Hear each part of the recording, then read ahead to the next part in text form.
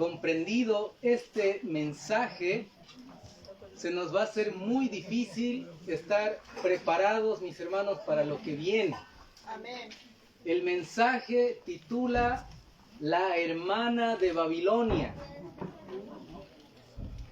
Es un mensaje muy, pero muy controversial en algunos casos, pero no olvidemos que lo que prima aquí debe ser el amor, como hablamos ayer, ¿no?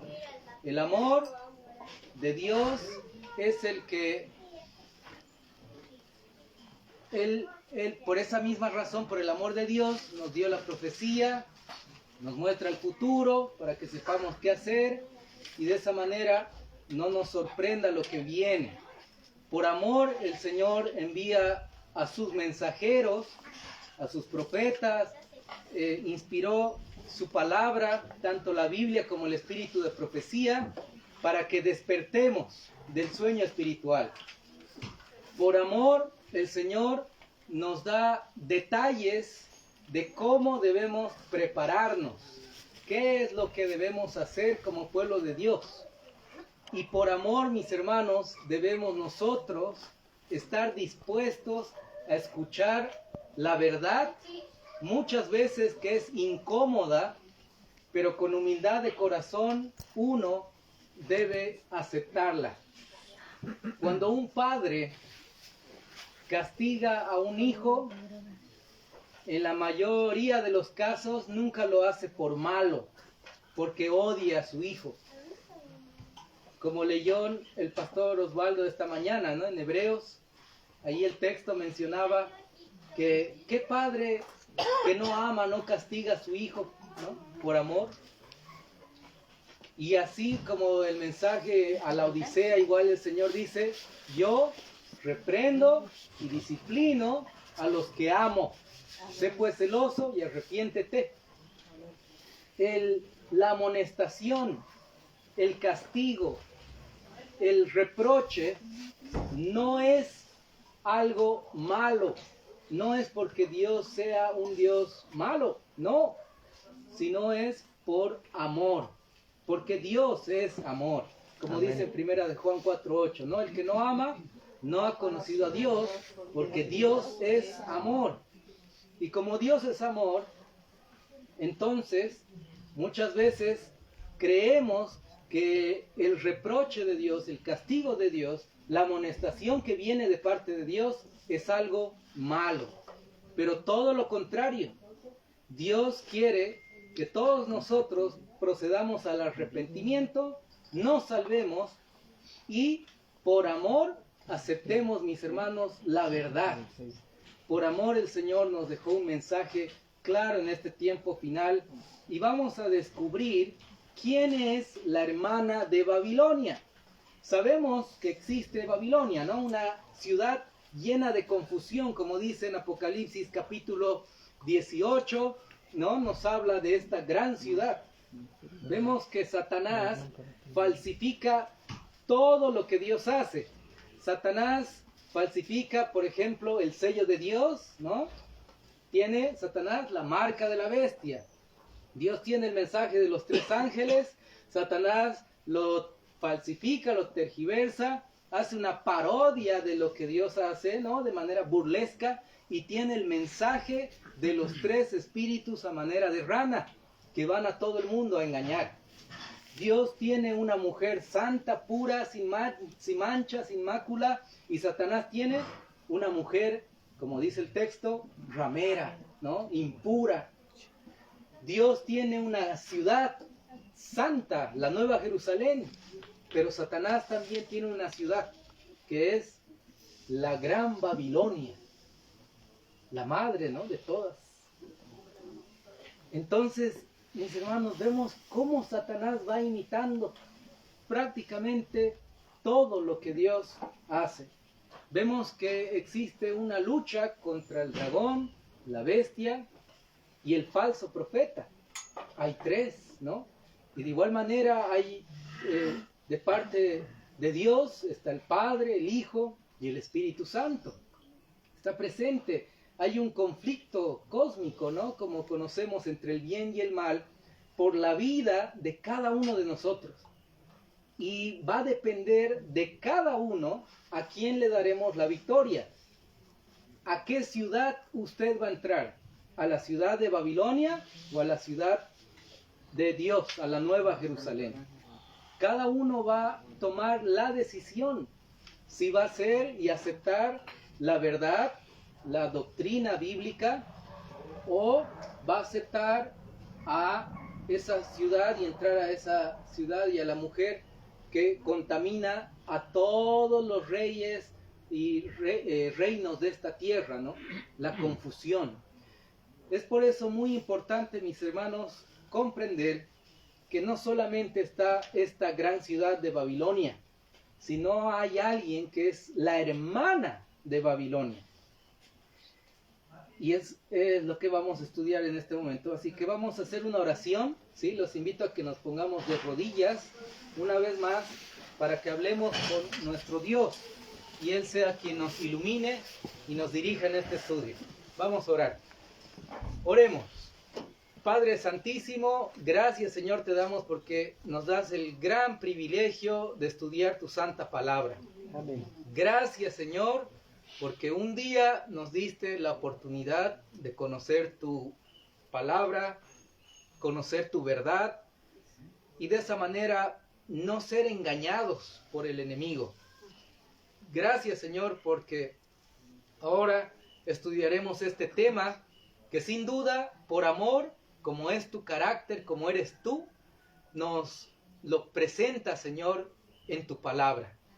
Por favor Señor, ayúdanos a comprenderlo y de esa manera nosotros también con humildad de corazón aceptemos todas las amonestaciones que tú nos des, aceptemos Señor toda aquella disciplina de parte tuya Señor, Amén. porque sabemos que tú amas a tu pueblo. Amén. Y es por eso que deseas que no sigamos siendo los mismos, sino Amén. seamos el verdadero remanente fiel que tú tienes en esta tierra. Amén. Pedimos por favor, Señor, la presencia de tu Santo Espíritu, tu compañía, que la presencia de cualquier ángel maligno se aleje, Señor, de este lugar. Por favor, Padre, tus santos ángeles nos acompañen. Amén. Te pedimos, Padre, que nos hables a través de tu palabra, en el bendito nombre de tu Hijo amado Jesús. Amén. Amén. Amén. Amén. Amén. Amén.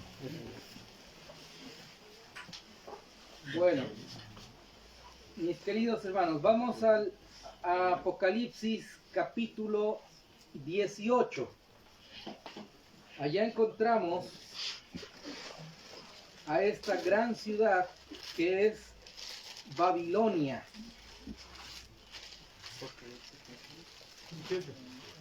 Apocalipsis capítulo 18.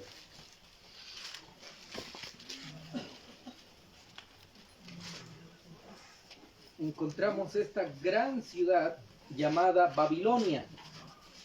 Y es interesante que en el tiempo final, el contexto antes de la caída de Babilonia, existe el fuerte pregón, como lo conocemos. Vamos a leer Apocalipsis capítulo 18, versículo 1 en adelante, dice: y después de estas cosas vi otro ángel descender del cielo, teniendo gran poder, y la tierra fue alumbrada de su gloria. Y clamó fuertemente en alta voz, diciendo: caída es Babilonia la grande, y es hecha habitación de demonios, y guarida de todo espíritu inmundo, y albergue de toda ave inmunda y aborrecible. Porque todas las naciones han bebido del vino de su fornicación, y los reyes de la tierra han fornicado con ella, y los mercaderes de la tierra se han enriquecido de la abundancia de sus deleites. Y oí otra voz del cielo que decía: salid de ella, pueblo mío, para que no participéis de sus pecados, y para que no recibáis sus plagas. Claramente vemos que hay un ángel que desciende con gran poder, ¿no? Y es alumbrada toda la tierra con su gloria, la gloria de este ángel. Cuando vemos un ángel en el Apocalipsis, ¿a qué significa? ¿Qué simboliza? Mensajero. Un mensajero, muy bien, pero ¿a quién representa? Al pueblo. Al pueblo, que el cual Dios encomienda el mensaje. Es decir, que hay un pueblo fiel que tiene gran poder, y con ese gran poder todo el mundo es alumbrado con su gloria. Dice, ¿la gloria de quién? ¿Del ángel o de Cristo? De Dios. Dios. Es la gloria de Dios. ¿Con qué poder? ¿Con el poder de la iglesia, del remanente, o el poder de Dios? El poder de Dios. Sabemos muy bien que el carácter es la gloria, ¿no? La gloria es el carácter manifestado, el carácter de Cristo manifestado en el nuestro. Y el poder es el poder del Espíritu Santo de Dios. Cuando uno está lleno del Espíritu Santo, así como los mártires, no tenían miedo a la muerte, no tenían miedo a ser devorados por leones, hambrientos, por bestias, en la edad, ¿no?, de Roma imperial. No tenían temor de ir a la estaca, a la hoguera, a las cárceles, a ser crucificados, quemados, aserrados, como leímos esta mañana, ¿no?, con el pastor. No tenían ningún temor, porque estaban llenos del Espíritu Santo. No tenían ningún temor de predicar, incluso en las plazas, en las calles, de ir a hablar con dirigentes, con reyes, con generales, y predicar la verdad. La verdad, aunque en muchos casos no era bien recibida, ¿no? Agripa le dijo, por poco me convences, a Pablo, ¿no? Por poco. Pero lamentablemente no fue convencido, ¿no? Pero no era Pablo el que convencía, era el Espíritu Santo de Dios. Es el que convence de todo pecado, de justicia y de juicio. Y entonces, mis hermanos, nosotros en toda la historia de nuestra existencia vamos a ser llamados por el Espíritu Santo de Dios una tras otra vez hasta que nosotros rechacemos por completo sus llamados, su voz, ¿sí? O lamentablemente descansemos, ¿sí?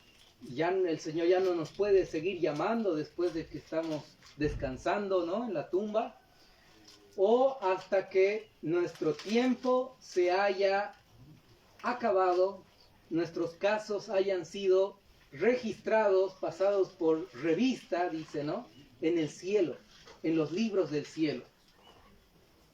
Y es importante porque vemos acá que este ángel desciende, y el contexto nos muestra que ahí Babilonia es caída.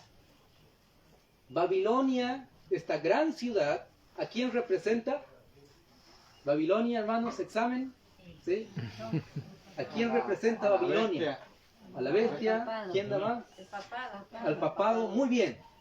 Es lo mismo. Dios, a través de la profecía, tanto en Daniel como en Apocalipsis, nos muestra imágenes, símbolos, que muchas veces son la misma cosa, tienen el mismo significado. Y hay un principio de interpretación profética que se llama el principio de adición y recapitulación. Es decir, que Dios le muestra algo nuevo al profeta y después le vuelve a mostrar aquello nuevo que le mostró. Recapitula, va atrás. Y nuevamente le muestra algo nuevo al profeta. Y nuevamente va hacia atrás para que el profeta comprenda de manera completa, ¿no?, el mensaje. El claro ejemplo es en el libro de Daniel. Daniel primero ve la estatua de Nabucodonosor, la cabeza de oro, los pechos, ¿no?, y los brazos de plata, el vientre y los muslos de bronce, los pies de hierro, ¿no?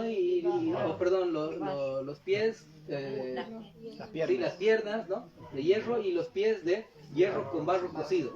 Muy bien. Estos símbolos, ¿qué significan? Babilonia, los medos y los persas, ¿no? Grecia, Roma, y después Roma imperial, Roma papal, ¿no? Y al final estamos en los dedos prácticamente, cuando existirá ese gobierno mundial, ¿sí? Que será el último, porque después ya cae la roca que destruye los gobiernos de este mundo. Es el quinto imperio, ¿no?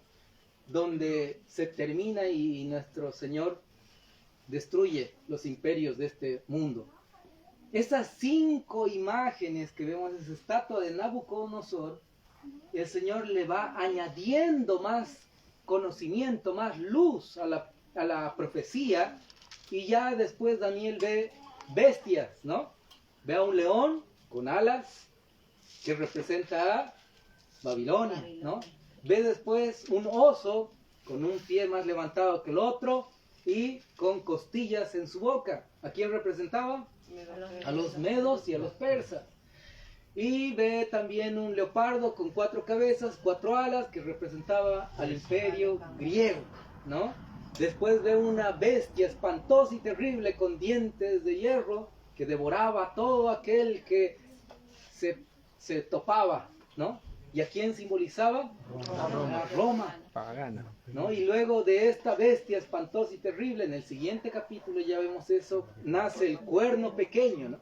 Y bueno, pero es la misma imagen, o mejor dicho, diferentes imágenes, pero el mismo significado. Diferentes símbolos, pero la misma, vamos a decir, interpretación. Lo mismo pasa en el Apocalipsis. Dios muestra algo, va añadiendo al profeta más luz, más conocimiento, y nuevamente vuelve atrás y le muestra lo mismo, pero de diferentes símbolos, diferentes imágenes. Por ejemplo, vemos 7 iglesias, ¿no? ¿Y qué simbolizan las 7 iglesias, hermanos? 7 periodos proféticos. 7 periodos de tiempo de la historia eclesiástica, ¿no? Del pueblo de Dios, de la iglesia. Y después Dios le muestra 7 sellos a Juan, que ninguno podía abrir, solo el Cordero, ¿no? Y entonces, ¿qué simbolizarán esos 7 sellos, tomando en cuenta el principio de adición y recapitulación de la interpretación profética? Los mismos 7 periodos de tiempo, solamente que de una perspectiva desde afuera de la iglesia, sino más bien en la historia. Bueno, y así le va mostrando el asunto de los 7 sellos, luego se ve las plagas, ¿no? Las trompetas, que son 7 también. Y debemos nosotros comprender, por ejemplo, las plagas es una excepción que se hace. ¿Por qué? Porque las plagas son literales y no son simbólicas, igual que las 7 iglesias y los 7 sellos. Pregunta de examen, hermanos.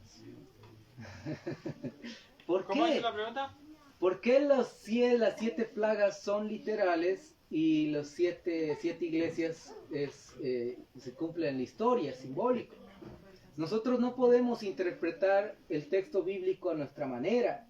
Yo creo que esto es así, ¿no? A mí me parece. No, hermanos. Debemos siempre basarnos en el contexto. No podemos crear un pretexto ignorando, ¿no? el contexto, sacando fuera de contexto el texto, se crean pretextos. Y de esa manera hay muchos que malinterpretan la profecía, los versículos y todo el tema doctrinal. Mis hermanos, debemos nosotros entender eso, ¿no? El contexto es muy importante. Por esa razón, las 7 plagas son literales y no son simbólicas, porque si leemos todo el capítulo, nos habla de Satanás, que no es un ser ficticio, no es un simple símbolo. Satanás es real y entonces es alguien literal, el dragón, ¿no? el falso profeta, ¿no? Que va a ser destruido, menciona el texto.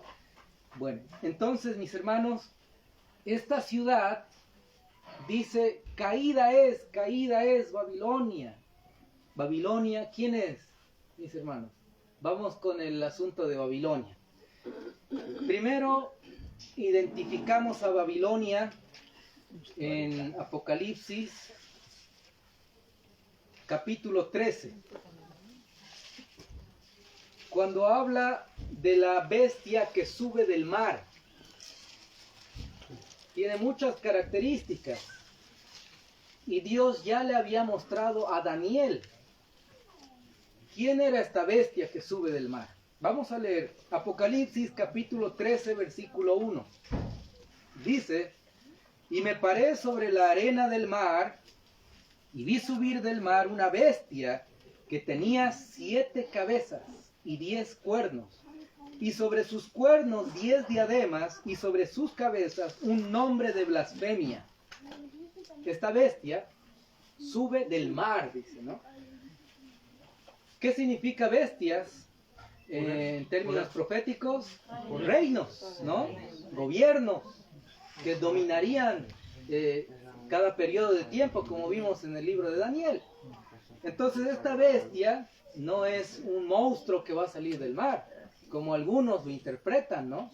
Y muestran videos de que sale un monstruo del mar, ¿no? Con una canción por detrás. No, sino más bien esta interpretación que nosotros desarrollamos es historicista. Se va cumpliendo la historia conforme va pasando, la profecía se va cumpliendo conforme va pasando la historia, ¿no? Y entonces, mis hermanos, ¿quién es esta bestia? ¿Qué reino es el que sale del mar, no? Dice que tenía 7 cabezas. La bestia que vio Daniel, el león, ¿cuántas cabezas tenía? El león con alas que vio Daniel, ¿cuántas cabezas? Una cabeza. El oso, ¿cuántas cabezas tenía? Una. Tenemos 2 cabezas. ¿Cuántas cabezas tenía el leopardo? 4. Ya tenemos 4 más 2. 6. ¿Y cuántas cabezas tenía la bestia indescriptible? Una cabeza, con 10 cuernos. ¿Cuántas cabezas tenemos en total? 7. Las mismas bestias que ve Daniel, la ve Juan, pero unidas, juntas. Solo que Daniel vio la profecía del pasado a un futuro muy lejano.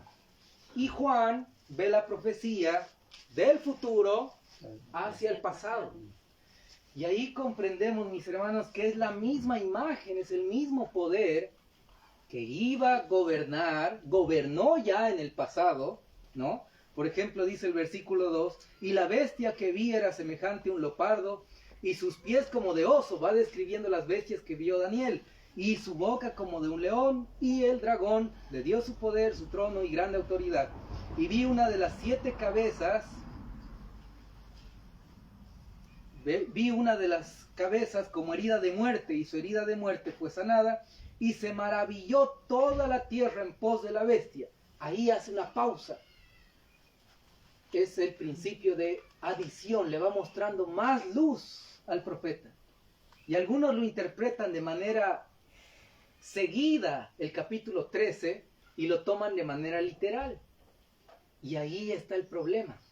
Es decir, que el versículo 4 nuevamente vuelve hacia atrás y le va añadiendo más luz al profeta para que él comprenda de manera clara y detallada. ¿Cuándo recibe la herida de muerte esta bestia? Una de sus cabezas es herida de muerte, dice. En el año 1798, cuando Napoleón, ¿no?, envía al general Berthier para que encarcele al Papa Pío VI. Y este poder, que era político religioso, perdió totalmente su poder, porque había dominado el mundo. ¿Durante cuántos años? 1260 años de dominio de persecución, de cautiverio a los santos, como dice el texto. Versículo 4. Y dice, y adoraron al dragón que había dado autoridad a la bestia, y adoraron a la bestia diciendo, ¿quién es semejante a la bestia y quién podrá luchar contra ella? Fíjense que acá Satanás vuelve a hacerse la burla y va imitando lo que Dios hace, lo que Dios tiene. Por ejemplo, ¿qué significa Miguel en griego? Igual a Dios. No, ¿quién como Dios? Como- Y acá Satanás, si leeríamos la Biblia en griego, utiliza la misma terminología y dice, ¿quién es semejante a la bestia? ¿No? Se hace prácticamente la burla, dice, ¿quién es como la bestia? Miguel es, ¿quién como Dios? Satanás quiere usurpar el trono de Dios. Y esa batalla que perdió en el cielo se traslada a esta tierra. Y estamos llegando al desenlace de este conflicto. Y cada uno de nosotros va a tener que decidir, mis hermanos. El versículo 5. Y le fue dada boca que hablase grandes cosas y blasfemias, y le fue dada potestad de actuar 42 meses. Lo mismo que dice en Daniel capítulo 12, versículos 7 al 11, ¿no? Que iba a perseguir a los santos, que iba a cambiar los tiempos y la ley, ¿no? Entonces, ¿quién fue este poder que dominó y tiene estas bastantes características en la historia del mundo? Al poder que señala la profecía bíblica, tanto en Daniel como en Apocalipsis, es a la Iglesia Católica Romana, un poder político y religioso. El Papa era el representante del cielo en la tierra para ellos, y todo lo que el Papa decía, uno debía obedecer. Y si no obedecía, era muerto. El que perdonaba pecados era el Papa. Nadie podía leer la Biblia. Nadie, solo los sacerdotes romanos. Nosotros no hablamos, la palabra de Dios no habla en contra de las personas católicas, porque hay personas católicas más cristianas que muchos cristianos. Amén. En mi experiencia hubieron católicos que me ayudaron en circunstancias difíciles más que hermanos adventistas. Y yo me sorprendí, digo, wow, este hermano católico me ayudó en esta situación, y unos hermanos adventistas me dieron la espalda. Cuando como hermanos, si alguien cae o alguien comete algún error o lo que sea, uno debe dar la mano, ¿no? Y estamos para restaurar, ayudar, ¿no? Entre hermanos, no para, como se dice, hundirnos, exactamente. Entonces, mis hermanos, no habla la profecía de las personas que pertenecen, vamos a decir, a la Iglesia Católica Romana. Hay personas católicas que estudian la Biblia, que aman a Dios en el conocimiento que tienen, en la luz que tienen, y son fieles a esa luz que tienen, ¿no? Sin embargo, la profecía habla de manera clara del poder, de la cabeza, del papado, del Vaticano, que son ellos que engañan con falsas doctrinas, falsas enseñanzas a todo el mundo. La bestia, entonces, ¿quién es? Es símbolo del papado, esta bestia que sale del mar. Vemos otra imagen que Dios le va mostrando a Juan, y es la imagen de Apocalipsis capítulo 17. Apocalipsis capítulo 17, versículo 3. Vemos otro símbolo, pero que significa lo mismo que vimos en Apocalipsis 13. Dice Apocalipsis 17:3, y me llevó en el espíritu al desierto, y vi una mujer sentada sobre una bestia escarlata, llena de nombres de blasfemia, y que tenía 7 cabezas y 10 cuernos. Es la misma bestia, ¿no?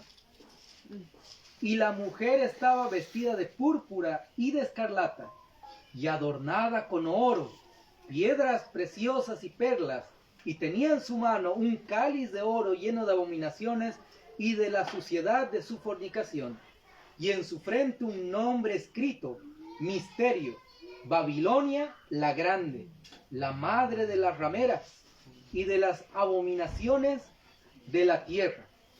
Y vi a la mujer embriagada de la sangre de los santos, de la sangre de los mártires de Jesús, y cuando la vi, quedé maravillado con gran asombro. ¿Quién es esta mujer mala, impura? ¿A quién simboliza? Al papado.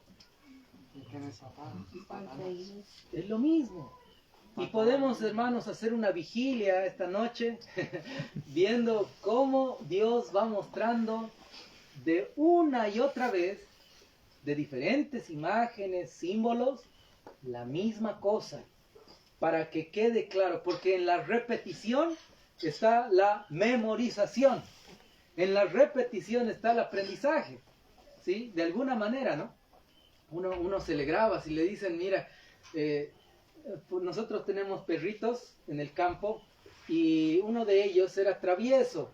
Como vivíamos en la carpa, como les comentaba, un año durmiendo en carpa, dejábamos nuestros zapatos fuera de la carpa y a la mañana cuando nos levantábamos, salíamos de la carpa, los zapatos totalmente desaparecidos y el perrito mordiéndolos, feliz ahí jugando, escondiendo los zapatos, enterrándolos. Entonces tuvimos que castigarlo, ¿no? Y decirle, no, alce los zapatos. Al día siguiente lo mismo, zapatos desaparecidos. Y bueno, a medida que fue pasando el tiempo, el perrito entendió y dejó de alzar los zapatos, ¿no? Porque ya teníamos que pagar, éramos deudores de zapatos de algunos hermanos, ¿no? Así que el perrito entendió, pero fue una constancia, una educación que se le dio, ¿no? Claro que no lo castigamos mucho, pero debíamos a enseñarle a que eso estaba mal, ¿no? Entonces, mis hermanos, Dios nos va mostrando una y otra vez la misma imagen para que comprendamos el mensaje. Y no es difícil, es sencillo para que hasta un niño pueda comprender cuál es el símbolo, cuál es el significado y cuál es la importancia de conocer todo esto en el tiempo del fin. Por ejemplo, ¿quién es el símbolo, a quién simboliza el anticristo? ¿A quién simboliza el anticristo? Al papado. Al papado. Lo mismo, la misma situación. Otro símbolo, otro término, pero el mismo significado. ¿Y a quién simboliza Babilonia? Esta gran ciudad que engaña a los moradores de la tierra. Y como ya leímos en Apocalipsis 18, ya habla de Babilonia.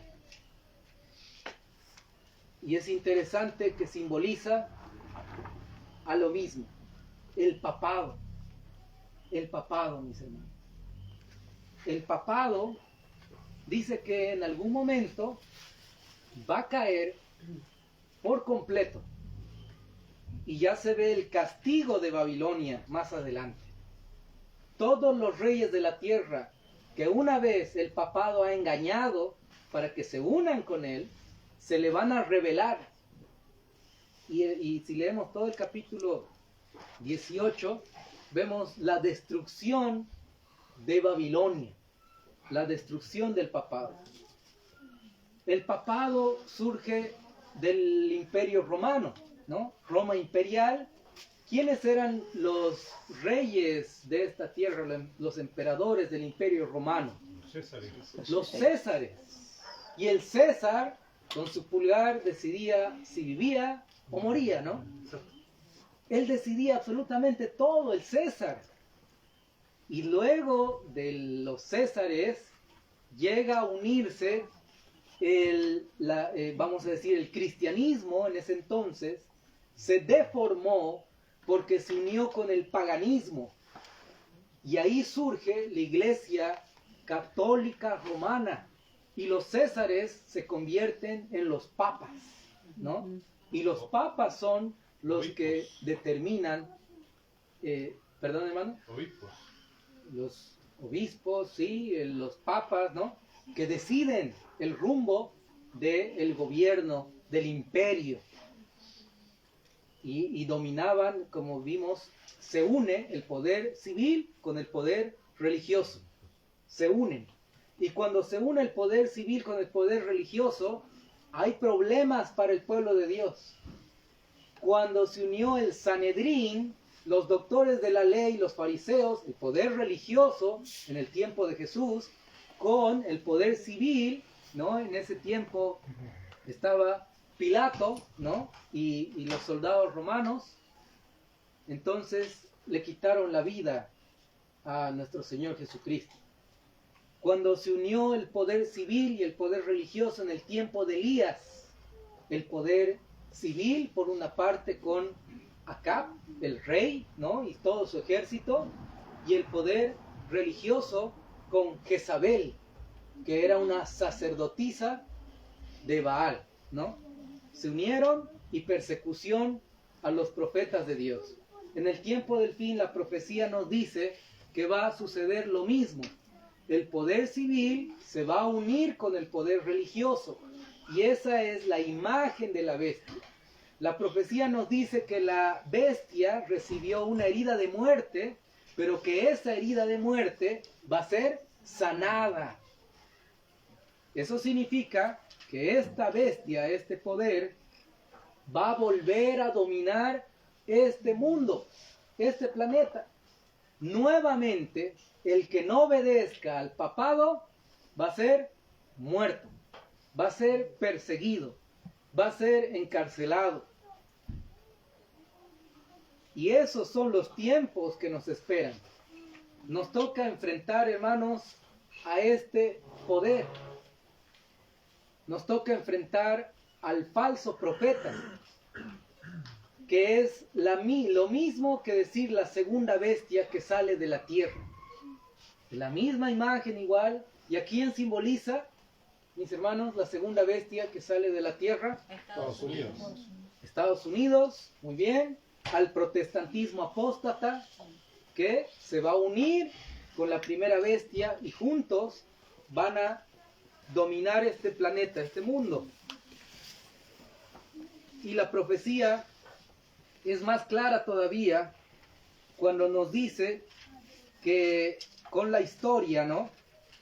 Que la herida de muerte que recibió esta bestia empezó a sanarse. ¿Cuándo?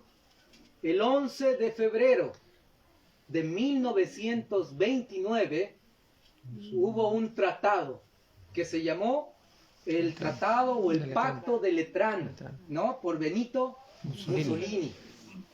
Y entonces se le dio territorio al papado para que recomience, y la herida de muerte que recibió empezó a sanarse.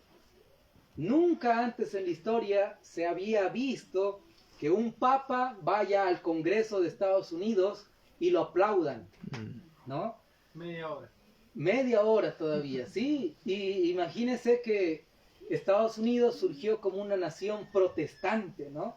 Aquí no hay papas, no hay reyes, ¿no? Es una nación libre. Y entonces tienen sus enmiendas de libertad y demás. Mis hermanos, Babilonia viene del término Babel, ¿no? La torre de Babel, Génesis capítulo 11. Confusión. Donde estaban construyendo una torre y ahí desciende Jehová, dice, y confunde su lenguaje, ¿no? ¿Y qué significa Babel? Confusión, ¿no? Entonces Babilonia viene del término Babel, que significa confusión. ¿Por qué esta ciudad es una ciudad de confusión? Porque los reyes de la tierra han sido embriagados por el vino del furor de su fornicación. Cuando alguien está embriagado, está mareado, no distingue, ¿no? Entre muchas cosas, tambalea. Y entonces así están los reyes de la tierra y muchos en el mundo entero. No distinguen la verdad del error. Están creyendo en falsas doctrinas, falsas enseñanzas, en doctrina de hombres, en doctrina de demonios. Y es una ciudad llena de confusión. Cada uno cree en lo que quiere. Hay confusión en el pensamiento, doctrinalmente. Nuestros hermanos evangélicos, amigos evangélicos, un grupo cree que cuando el Espíritu Santo desciende, tiene que tirarse al piso, ¿no? Cuando el pastor sopla, y todos se caen al piso. Otro grupo cree que eso no es de Dios, pero igual son evangélicos, ¿no? Otros hablan en don de lenguas, otros no. Otros creen en el infierno, tienen doctrinas distintas, ¿no? Unos con otros. Hay muchas divisiones en el mundo cristiano como tal.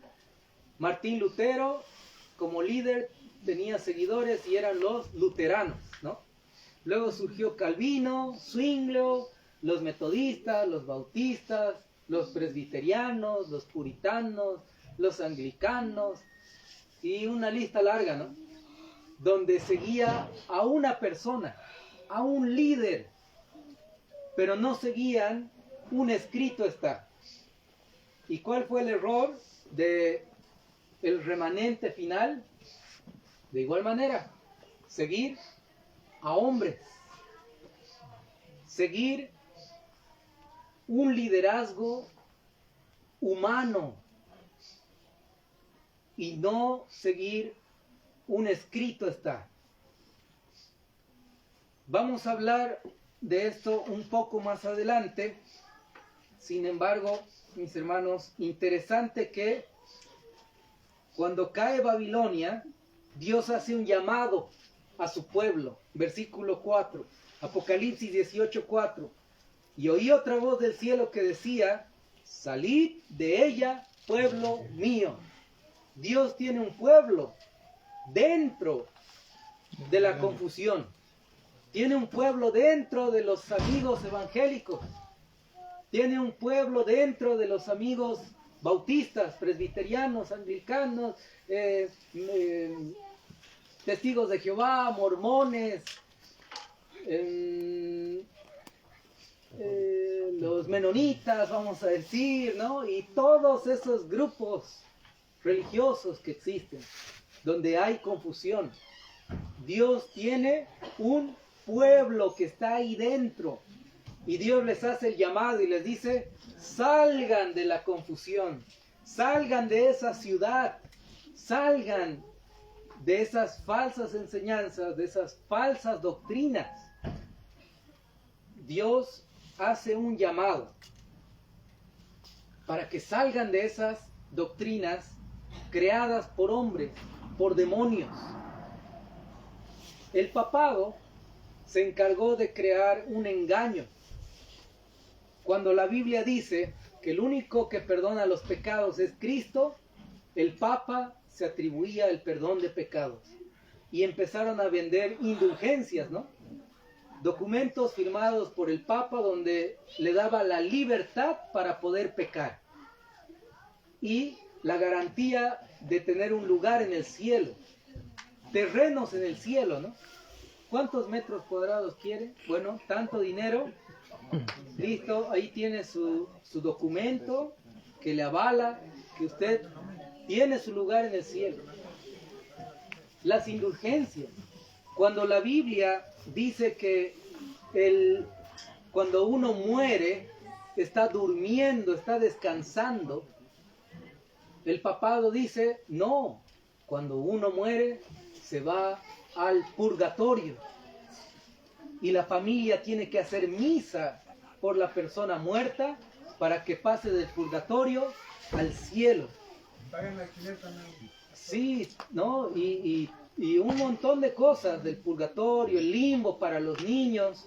Pero la Biblia dice que cuando alguien descansa, está durmiendo.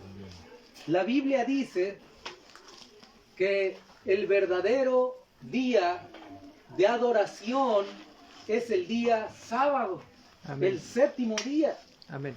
Pero ellos dicen, no, nosotros hemos cambiado la santidad del sábado Por al el día domingo. Y el verdadero día de adoración es el domingo, dicen ellos.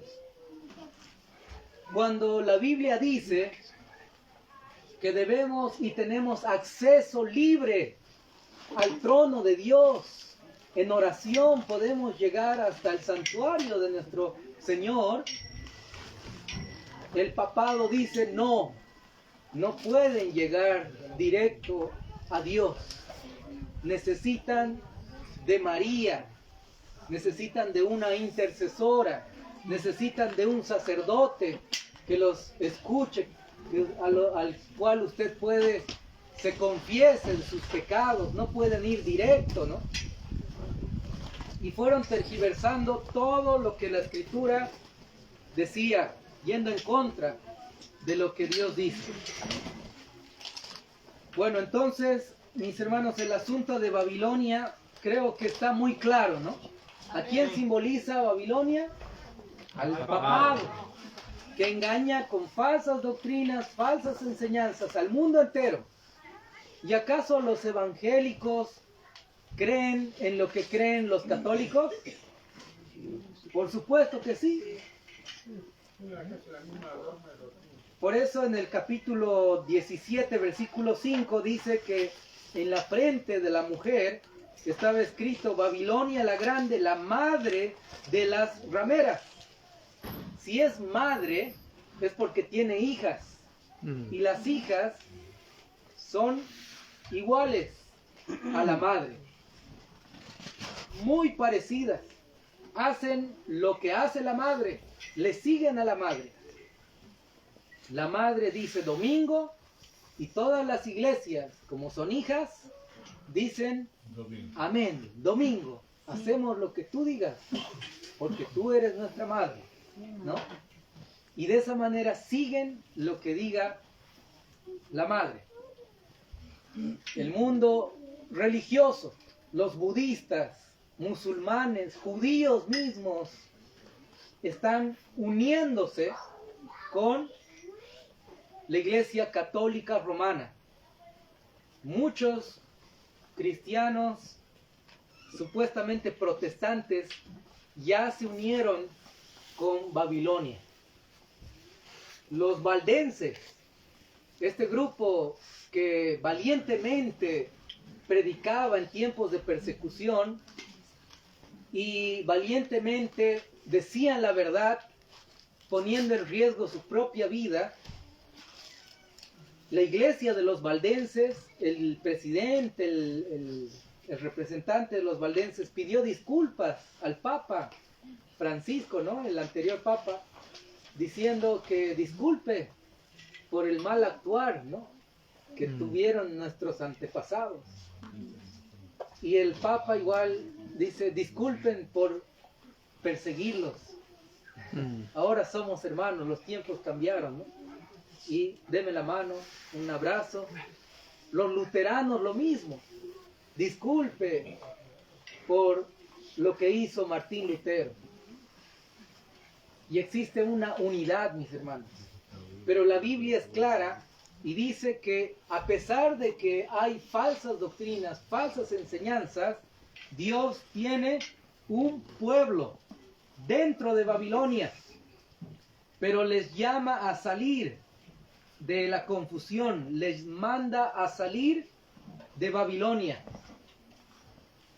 Y ese llamado, mis hermanos, es el que nosotros tenemos la responsabilidad de hacer como pueblo remanente, que conocemos el sábado, conocemos que cuando alguien muere está durmiendo. ¿Cuántos aquí hemos sido católicos en algún momento y hemos conocido la verdad? ¿Puede levantar su mano? Mire, hemos bastantes. ¿Cuántos han sido evangélicos y han conocido esta gran verdad. Mire, algunos. Y los demás no tuvieron una experiencia con el Señor o alguna denominación antes, ¿no?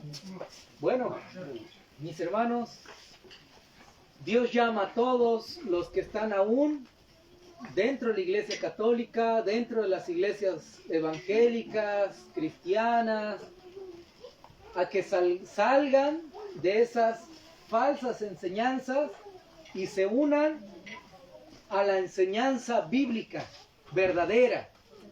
Aún escrito está, a la verdad.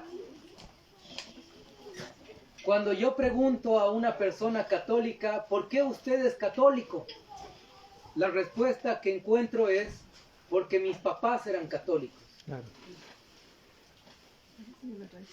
¿Y usted sabía lo que hizo la Iglesia Católica? ¿Cómo persiguió a todos los cristianos durante muchos años? Y entonces hay muchos católicos sinceros que decían, no, yo no sabía. Y empiezan a escuchar. Porque no se trata de religión, mis hermanos. Se trata de la verdad. Porque no importa que uno sea de una u otra religión. Si ama a Dios, va a aceptar la verdad que es Cristo. Como dice en San Juan 14:6, ¿no? Jesús dijo, yo soy el camino, la verdad y la vida. Nadie viene al Padre sino por mí. ¿Quién es la verdad? Es Jesús. Y si uno es sincero de corazón, va a buscar la verdad, va a aceptar la verdad y va a salir de todo engaño de Babilonia, de falsas doctrinas, de falsas enseñanzas. Y cuando alguien le pregunte, ¿por qué usted es cristiano? ¿Por qué usted es adventista? Usted no diga solamente, porque guardamos el sábado. Porque hay judíos que guardan el sábado también. Hay también bautistas del séptimo día. No, usted es adventista, ¿por qué? Porque guardamos los mandamientos de Dios y tenemos el testimonio de Jesús, ¿no? Somos adventistas porque no somos un movimiento, un movimiento, vamos a decir, de la casualidad, sino más bien un movimiento profético. Amén. Que nace con la profecía de Daniel 8:14, ¿no? Entonces, mis hermanos, Dios llama a salir de Babilonia a su pueblo. Ahora nos encontramos aquí en un dilema. Dios tiene dos pueblos, uno que da el mensaje del fuerte pregón y con gran poder y gran gloria ilumina este mundo, reflejando el carácter de Cristo, y otro pueblo que está en Babilonia todavía y que recién va a salir. ¿O hay un solo pueblo? Está difícil eso, hermano, ¿no? Vamos a preguntar, ¿hay dos pueblos? ¿Cuántos dicen que hay dos pueblos en Apocalipsis 18? Los que tiene, el cuarto ángel representa al cuarto ángel, ¿no? Pero el que da el mensaje El que y da los el que mensaje. están dentro de Babilonia. Exacto, entonces, ¿cuántos dicen que hay un solo pueblo? Levante la mano. Un solo pueblo. Bueno, algunos están dudando, ¿ok? ¿Cuántos dicen que hay dos pueblos? Levante la mano. Unos que están en Babilonia dentro. Es un mismo pueblo. Del mismo pueblo, hermano. Unos están dentro, otros están fuera. Ok, hermanos. Estamos divididos. Está dividida la situación. Hermanos queridos, al final de la historia, solo hay, o sea, me refiero a dos grupos. ¿Ya? Ahora se entiende mejor, ¿no? Sí, Ah, hablaba del pueblo. Ahí lo estamos entendiendo. Ahí un grupo que claro, refiriéndonos al remanente, hay un solo remanente. Es. Siempre hubo un remanente del remanente en la historia, ¿verdad? Sí. Con Noé, ¿no? Sí. Y su familia, ¿no? Vemos con Elías, igual un remanente, ¿no? Y en toda la historia un remanente, Daniel y sus amigos, un remanente del remanente. Un discípulo. Pero en el tiempo final en el que vivimos, no hay un remanente del remanente. Lo que hay es un Residuo. zarandeo. que es muy distinto al remanente del remanente. Por eso el Señor Jesucristo dijo, dejad que crezca el trigo juntamente con la cizaña. Yo me encargo de separar esto. ¿No? ¿Puedo opinar algo? Después. Ahí al final, hermano, Sí, tendremos van a haber un algunas tiempo. preguntas. Entonces, hermanos, el pueblo de Dios es el que da el fuerte pregón, es el que con el poder de Dios predica el mensaje, ilumina esta tierra con la gloria de Dios y hace el llamado a que salgan de Babilonia. El pueblo que Dios tiene dentro, pero al recibir y aceptar el llamado, salen de la confusión de la ciudad de Babilonia y se unen a ese remanente que fue zarandeado, pero fue hallado Sin falta. justo, victorioso. ¿Entienden, mis hermanos? No hay vamos a decir, otro movimiento más allá. No hay. El único y el último pueblo remanente que Dios tiene es el movimiento adventista del séptimo día. Sí. No hay otro. Es el único movimiento que todavía va en contra de la bestia, de la segunda bestia, de la imagen de la bestia. Todavía defendemos la libertad religiosa. Es un movimiento que aún protesta, porque los demás protestantes dejaron de protestar y dijeron, la protesta se terminó. Todos somos hijos de Dios y nos abrazamos y vamos a unirnos, ¿no? El ecumenismo, la unión de las religiones. Este es un mensaje bien chocante para muchos. Para mí lo fue en un inicio, pero entiendo que Dios nos dejó esta profecía, como dijimos al inicio, por amor, por misericordia.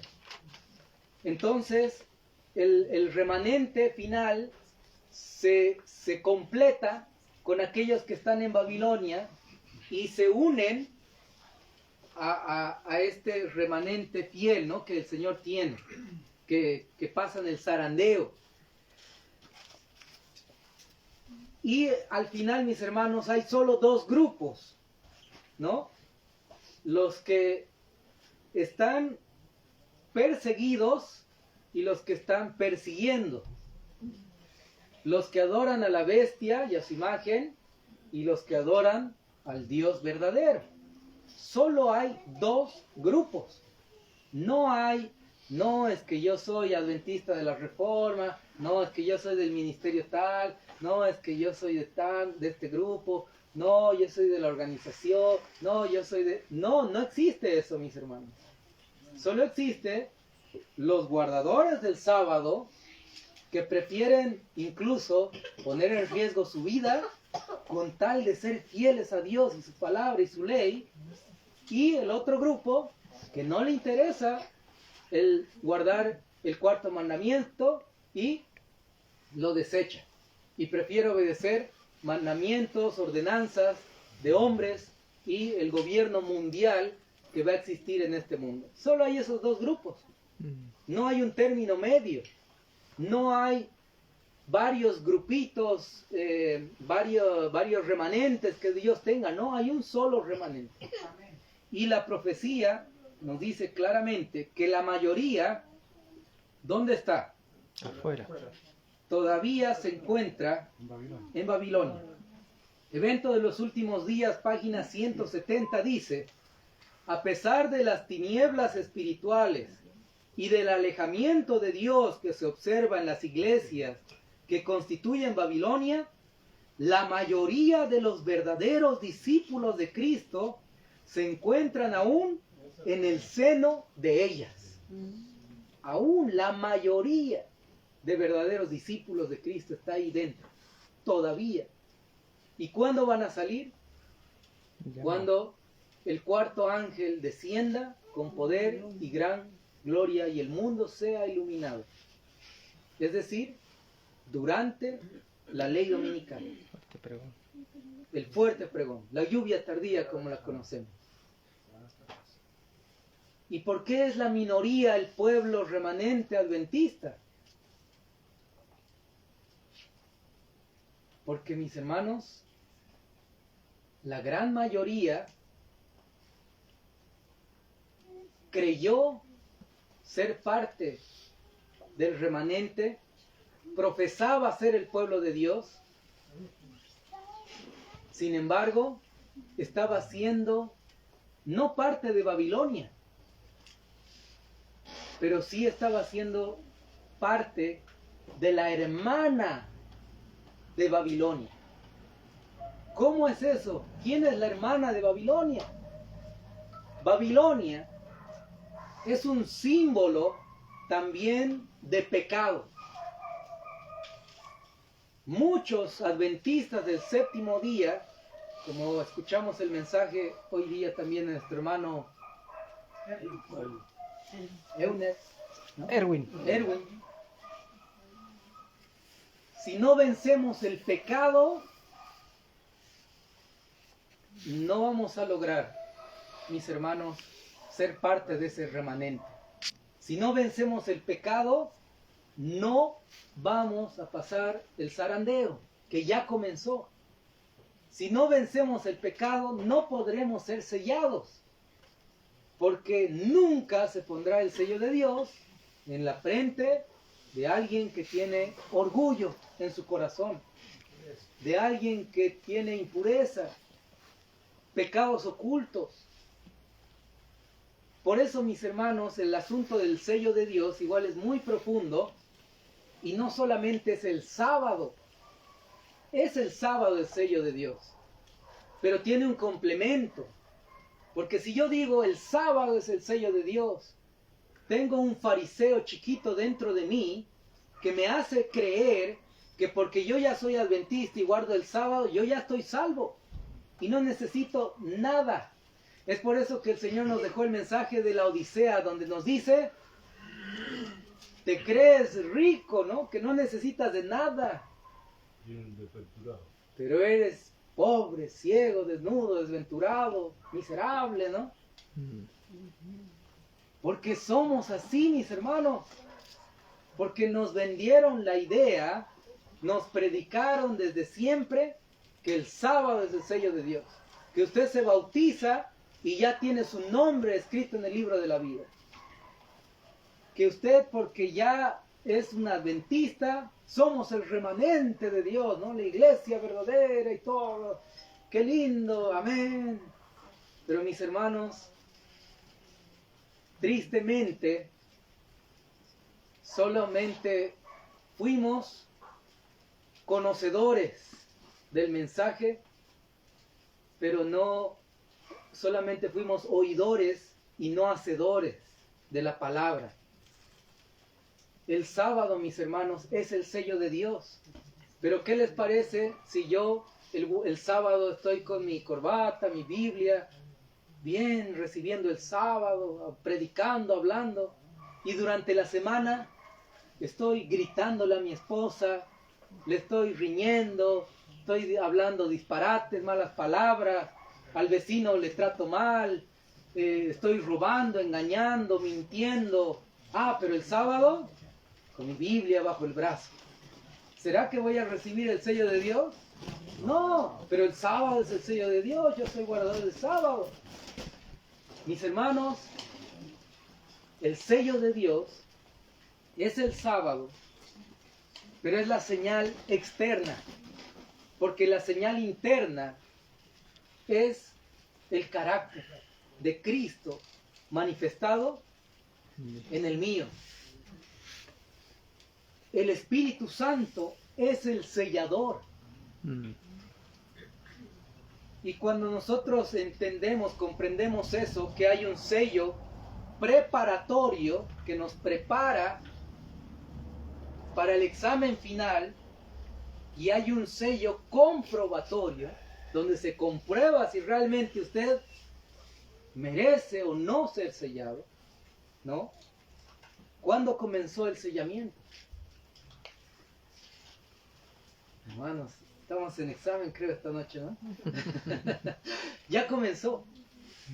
Ya comenzó el sellamiento. El juicio de los vivos. Mañana vamos a hablar de eso. Si pensaba faltar mañana, hermanos, al culto, hubiese faltado hoy, ¿no? Porque mañana, hermanos, el tema está imperdible. No podemos ignorar la luz que el Señor nos dejó. Amén. Hay un sello comprobatorio, hay un sello que nos prepara, hay un sello interno y un sello externo. Cuando salga la ley dominical, los que hayan sido sellados por el Espíritu Santo, llenos del Espíritu Santo, reflejando el carácter de Cristo, teniendo los frutos del Espíritu Santo, valientemente van a decidir ser fieles a Dios, guardar el santo sábado, porque se han preparado, porque tuvieron comunión con el Señor. Pero si alguien solamente es un adventista de nombre, Nominal. llega el sábado, sigue cerrando el negocio, terminado de trabajar, ¿no? Llega el sábado y en vez de nosotros recibir el sábado nos recibe a nosotros, ¿no? Vamos al culto, escuchamos la palabra, pero en la tarde estamos toda la tarde viendo películas, partidos de fútbol, durmiendo, ¿no? Somos adventistas del séptimo mediodía. Hermanos, va a ser triste. Si guardamos el santo sábado de Dios, pero en la semana nuestra vida no glorifica a Dios, estamos de alguna manera siendo la hermana de Babilonia, porque hay pecado en nuestra vida. Ah, no, nosotros somos el remanente, los adventistas, los guardadores del sábado. Pero mis hermanos, muchos el sábado están comprando, están pagando, están yendo a comer, pagando alimentos que no hacen beneficio a la salud, ¿no? Al templo del Espíritu Santo. Y decimos ser adventistas, guardadores del sábado, del remanente, del profeso pueblo de Dios. Quebrantamos el sábado haciendo transacciones, negocios. Voy a leer esta cita que dice lo siguiente. ¿Quién es, mis hermanos, la iglesia de Dios?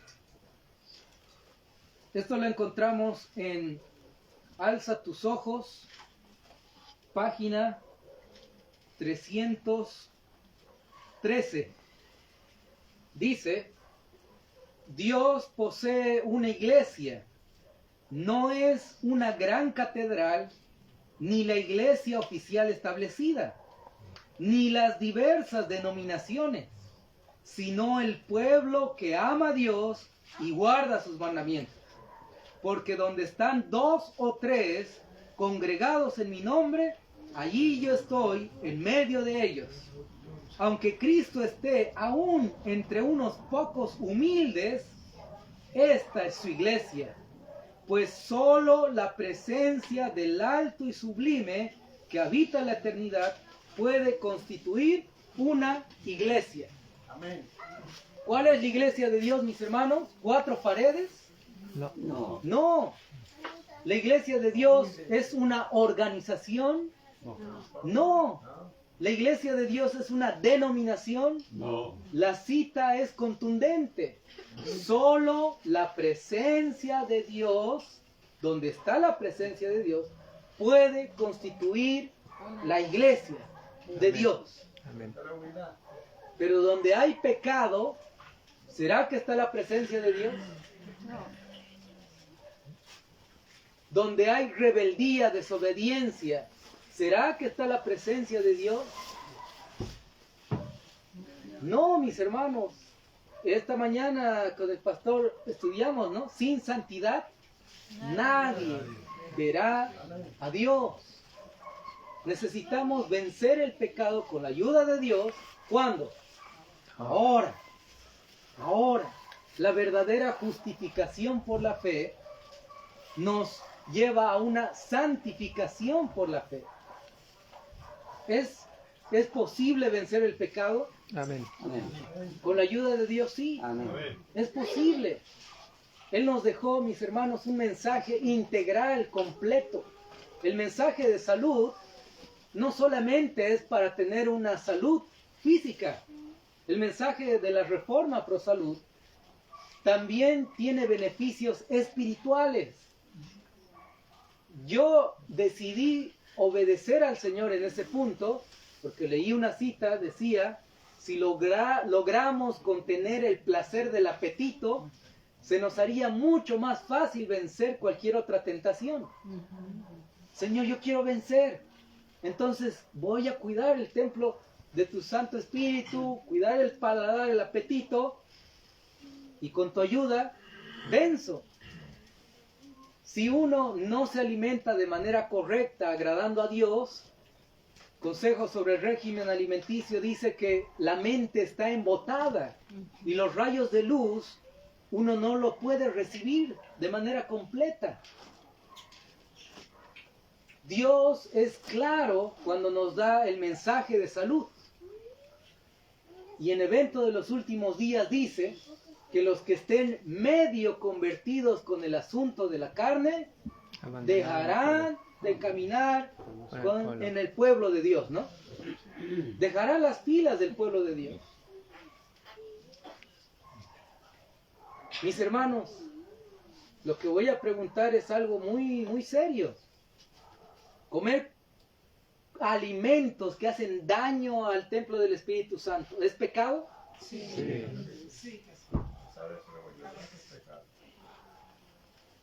Santiago capítulo 4, versículo 17. El que sabe hacer lo bueno y no lo hace, le es pecado. Si yo sé que eso me hace daño, que esa bebida hace daño al templo del Espíritu Santo, si ese alimento hace daño, entonces, aún así sabiendo lo hago, me es pecado. Pecado no solamente es hacer lo malo, pecado también es dejar de hacer lo bueno. Pecado, mis hermanos, es la infracción de la ley de Dios, tanto la ley moral como la ley de la salud que el Señor nos dejó.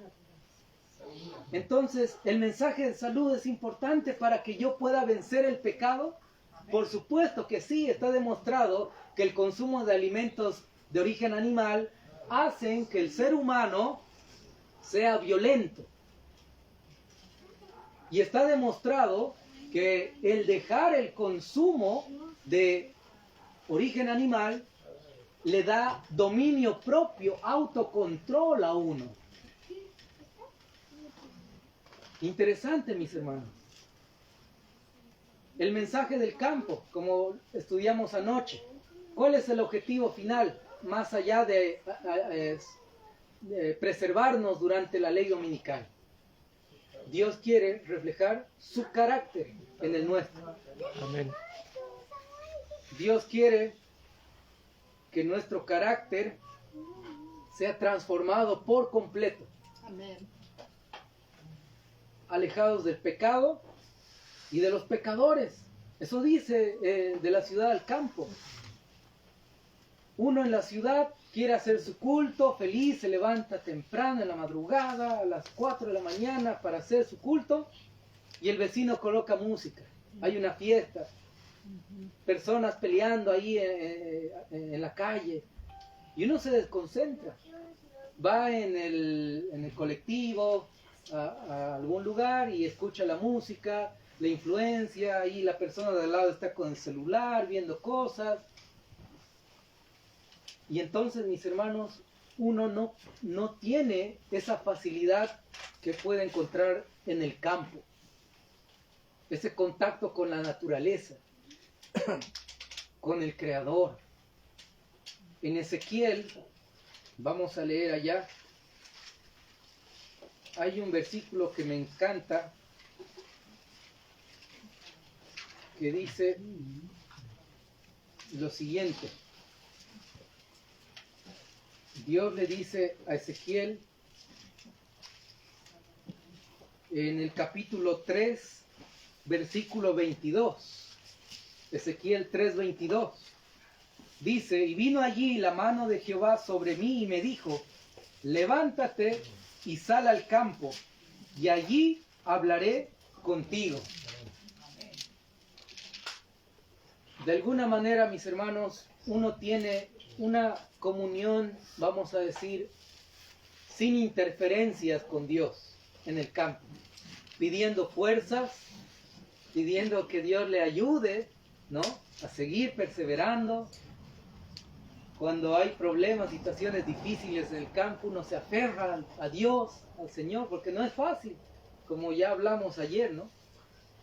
Y uno va dependiendo de Dios, aumentando en su fe, creciendo, mis hermanos, en la fe. Así que todo el mensaje que Dios nos dejó es por amor, por misericordia, porque el sacrificio que Jesús hizo en la cruz del Calvario no puede ser en vano en nuestra vida. No puede ser que Jesús vino, murió, costó tanto y sea en vano. Nosotros lo tengamos livianamente, ese sacrificio. ¿Por qué Dios envía profetas a su pueblo? ¿Por qué Dios levanta profetas, como dice en Segunda de Crónicas? Vamos a leer allá, Segunda de Crónicas, capítulo 36, versículo 12. Dice, e hizo lo malo ante los ojos de Jehová su Dios, y no se humilló delante del profeta Jeremías, que hablaba de parte de Jehová. ¿Jeremías hablaba sus propias palabras?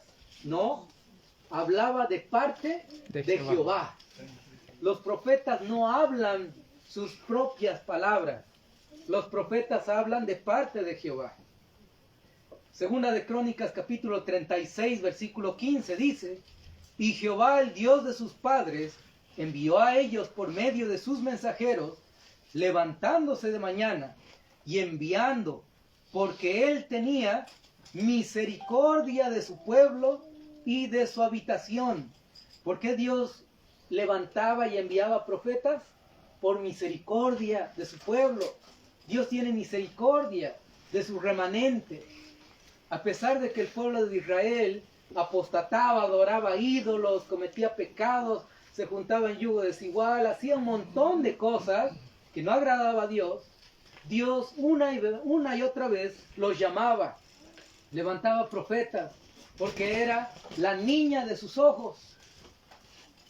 ¿Y quién es el Israel espiritual en este tiempo? Nosotros, cada uno de los que pretende ser del pueblo remanente de Dios. Es la niña de los ojos de Dios, el Israel espiritual. Y Dios nos dejó un mensaje claro en el tiempo final. Levantó una profetisa.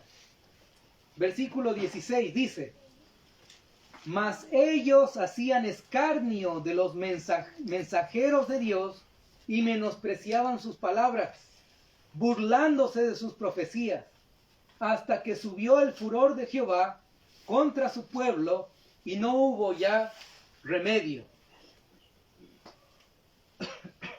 ¿Qué hacía el pueblo de Dios en el Antiguo Testamento? En vez de escuchar las palabras del profeta que venían de Jehová, en vez de obedecer con humildad y decir, sí Señor, eso es lo que tú quieres, ayúdame, transfórmame, humildemente aceptar su condición, su error. No, ellos en vez de hacer eso, se burlaban del profeta, hacían escarnio, menospreciaban las palabras de los mensajeros, se burlaban. ¿Y qué pasa en el tiempo final en el que vivimos? ¿Qué hace el pueblo de Israel espiritual en este tiempo? Pastores que dicen que esa profetisa que Dios levantó era para su tiempo y que no está vigente más en este tiempo.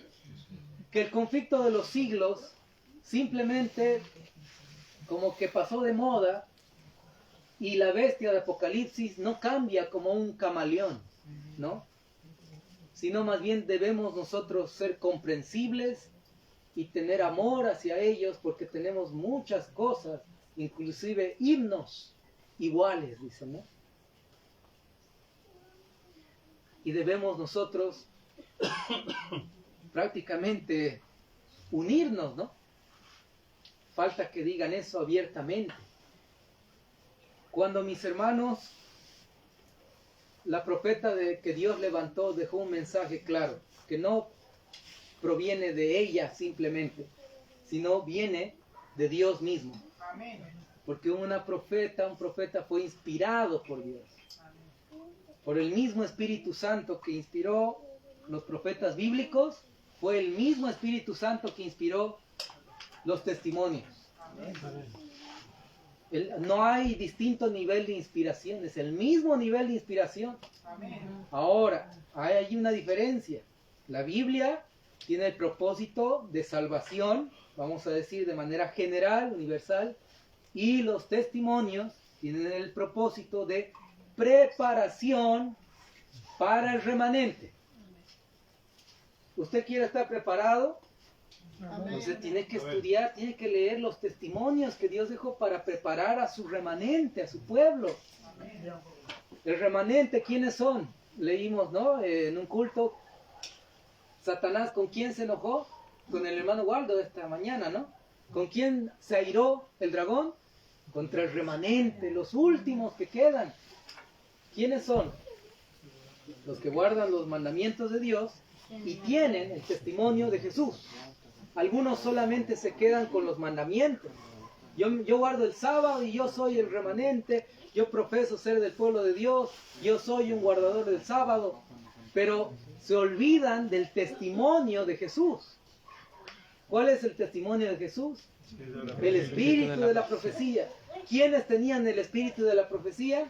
Los profetas. ¿Quiénes son los profetas?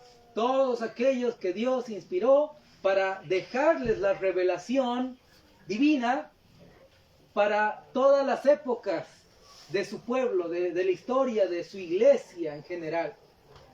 Mis hermanos, la Biblia y el espíritu de profecía es nuestra única seguridad en este último tiempo, porque dice claramente que vendrán falsos cristos, falsos maestros, falsos pastores, falsos líderes, ¿no? Falsos profetas que engañarán a muchos, inclusive a los escogidos. Muchos vientos de doctrina. ¿Y cuál es nuestra única seguridad? Un escrito está. A la ley y al testimonio. ¿Cuál es el testimonio? El espíritu de profecía. Si no digieren conforme a esto, es porque no les ha amanecido. Isaías 8:20. Es nuestra única seguridad. Si alguien le habla algo que no está en un escrito, entonces usted debe desconfiar, debe estudiar por su propia cuenta. No puede usted creer simplemente a alguien, algún líder religioso y demás. Debemos nosotros comprender eso. Entonces, mis hermanos, Babilonia también es un símbolo de pecado. Mientras nosotros vivamos en rebeldía contra la voz de Dios por medio de sus profetas, la presencia de Dios no puede habitar. Usted recuerda cuando el pueblo de Israel desobedecía y pretendía llevar el arca del pacto, ¿no? A las guerras y todo. ¿Ganaban la guerra o no? Cuando estaban en desobediencia. No, por más de que llevaran el arca que simbolizaba el Shekinah, donde descendía la misma presencia de Dios, perdían la guerra. ¿Por qué? Porque se encontraban en rebeldía, en desobediencia. Porque la presencia de Dios no puede habitar donde mora el pecado, donde existe rebeldía, donde no se escucha su voz, donde no hay obediencia. Mis hermanos, lamentablemente, Lo digo con pesar en el corazón. Yo sé que aquí hay muchos hermanos que pertenecen a la organización adventista. Yo un día pertenecí a ella. Yo amaba la organización. Como Martín Lutero, ¿no? Decía toda la verdad y todo. Y él decía, yo amo a mi iglesia, por eso digo la verdad. Pero lamentablemente quiso hacer una reforma y lo sacaron, ¿no? Y lo persiguieron y quisieron matarlo. Yo no me creo un Martín Lutero, ni mucho menos. Pero nunca antes imaginé que la iglesia que un día amé con mi corazón, a la cual yo me bauticé, me diga disidente, me diga extremista, fanático, loco, poseído, hijo del diablo y todo lo que se imaginan, solo por creer en la Biblia y el espíritu de profecía. Cuando me pasó la situación que les conté ayer, me di cuenta que no era el único, no era el primero, y tampoco voy a ser el último, porque la historia se repite. ¿Quiénes fueron los que persiguieron a Jesús Su pueblo. y planificaron todo para que lo lleven al juicio? Su profeso pueblo. Los líderes. La organización judía. Los líderes fueron. Mis hermanos, no hay nada nuevo debajo del sol. Hay muchos hermanos sinceros de corazón que quieren conocer el mensaje de verdad presente. Amén. Pero muchos líderes, no todos, porque hay líderes realmente que hacen su parte y de pronto quieren y enseñan la verdad como pueden todavía dentro de la organización. No todos, no generalicemos, ¿no? Pero en resumidas cuentas, mis hermanos, comparto este mensaje y lo digo con mucha tristeza también, porque lamentablemente el movimiento, la organización que Dios un día levantó, no hizo bien las cosas. Y ya en el tiempo de la hermana White, había mucho racismo en Estados Unidos, ¿no? Y a los pastores del sur, de tez morena, no les enviaban los diezmos que debía hacer para ellos también. Y entonces se crea la Asociación de Adventistas Libres. Y la hermana Elena enviaba sus diezmos a esos pastores y los apoyaba. Al pasar los años, antes de descansar, la hermana Elena dice, tengan cuidado, porque vendrán muchos a querer destruir, ¿no?, el pueblo de Dios. Hay muchas citas que nosotros debemos comprenderlas y entenderlas, depende el año que fueron escritas.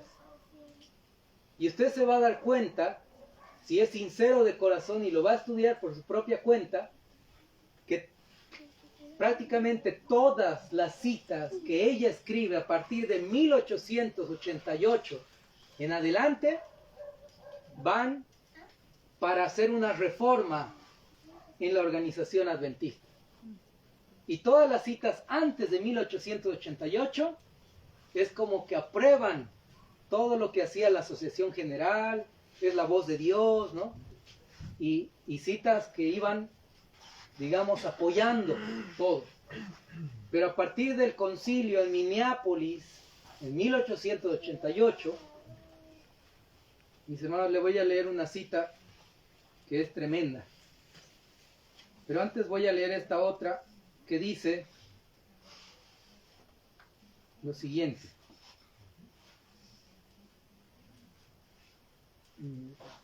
Dice la cita lo siguiente, acá en Joya de los Testimonios, tomo 2, página 421. 421, dice: rebajar la norma para conseguir popularidad y un aumento en número, y luego hacer de este aumento un motivo de regocijo, pone de manifiesto gran ceguedad. si la cantidad fuera prueba del éxito, Satanás podría pretender la preeminencia, porque en este mundo sus seguidores forman la mayoría. Es el grado de poder moral que compenetra una escuela lo que constituye una prueba de su prosperidad. Es la virtud, la inteligencia, la piedad de las personas que componen nuestras escuelas y no su número, lo que debiera ser una fuente de gozo y gratitud. ¿Debiera acaso nuestras escuelas convertirse al mundo y seguir sus costumbres y modas? Así que, hermanos, os ruego por las misericordias de Dios que no os conforméis a este siglo, mas reformaos por la renovación de vuestro entendimiento, para que experimentéis cuál sea la voluntad de Dios, agradable y perfecta. El remanente, el pueblo de Dios, no debe tener relaciones con el mundo. Continúa diciendo esta otra cita. Dice, Maranata, el Señor viene, página 52. No debemos descansar en la idea de que porque somos miembros de la iglesia ya estamos salvos, mientras no damos evidencia de que nos estamos conformando a la imagen de Cristo, mientras nos aferramos de nuestros antiguos hábitos e introducimos en nuestra trama las hebras de las ideas y las costumbres del mundo. Dice en Testimonios para la Iglesia, tomo 6, página 400. Sin embargo, por otra parte, cuando la tormenta de la persecución realmente se desate sobre nosotros, las ovejas verdaderas escucharán la voz del pastor verdadero. Se realizarán esfuerzos abnegados para salvar a los perdidos, y muchas de las personas extraviadas del redil regresarán para seguir al gran pastor. El pueblo de Dios se agrupará para darle un frente unido al enemigo. Amén. En vista del peligro común. Se acabará la lucha por la supremacía. No habrá más disputas acerca de quién debe ser considerado el mayor. Ningún creyente verdadero dirá, yo soy de Pablo, y yo de Apolos, y yo de Cefas. El testimonio de uno, como el de todos, será, yo me aferro a Cristo, yo soy de Cristo. Amén. Me regocijo en Él como mi Salvador personal. Amén. El amor de Cristo y el amor de nuestros hermanos darán testimonio al mundo acerca de cómo hemos estado con Jesús y hemos aprendido de Él. Entonces el mensaje del tercer ángel se transformará en un fuerte clamor, y toda la tierra será alumbrada con la gloria del Señor. Amén. Mis hermanos, un solo remanente, un zarandeo, dos características, ¿no? Mandamientos, y tiene el testimonio de Jesús. Los testimonios dijimos que es para preparación. ¿Cuántos leyeron por lo menos 5 libros del Espíritu de Profecía completos? De 5 para arriba. Ahí. Somos pocos. ¿Cuántos leyeron por lo menos El conflicto de los siglos completo? El conflicto de los siglos completo. ¿Se cuenta escuchar? Audiolibro completo. Como... Completo. Mis hermanos, queremos estar preparados. Entonces tenemos que escuchar las palabras que Dios nos dejó a través de su profeta. Amén. Porque ese es el propósito de los testimonios, es para preparación del pueblo de Dios. Muchos no quieren conocer el mensaje, no quieren aceptar el mensaje, porque cierran sus ojos, tapan sus oídos para no escuchar. El que tiene oídos, oiga lo que el Espíritu dice a la iglesia, dice, ¿no? Todos tenemos oídos, tenemos la bendición de poder escuchar. Solamente es que no queremos obedecer. Deseamos estar atados al mundo, deseamos complacer nuestro yo, deseamos complacer nuestro apetito, ¿sí? Nuestros deseos, nuestra comodidad. Deseamos, mis hermanos, lamentablemente, seguir adorando a ídolos ocultos y estar atados al mundo con hilos muy delgados, pero que amamos esos hilos y no queremos cortarlos por completo. La hermana de Babilonia no solamente es una organización. La hermana de Babilonia puede ser cualquiera de nosotros. Cualquiera de nosotros puede pertenecer a la hermana de Babilonia.